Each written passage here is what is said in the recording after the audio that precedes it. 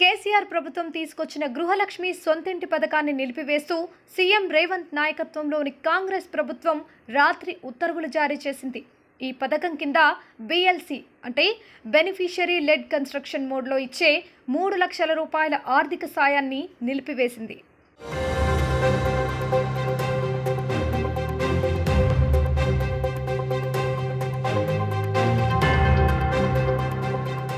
మొత్తం 4 లక్షల ఇండ్లకు గాను మొదటి విడతలో 2,12,095 మందికి ఇండ్లు మంజూరు చేసింది.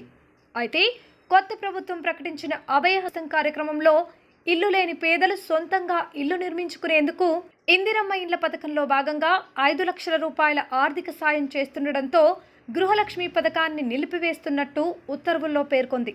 6 గ్యారంటీల్లో వచ్చిన దరఖాస్తులను క్రోడీకరించి అర్హులను ఎంపిక చేసి నిరుపేదలు తమ సొంత స్థలంలో ఇల్లు నిర్మించుకుంటే 5 లక్షల రూపాయలు ఆర్థిక సాయం చేస్తామని వెల్లడించింది.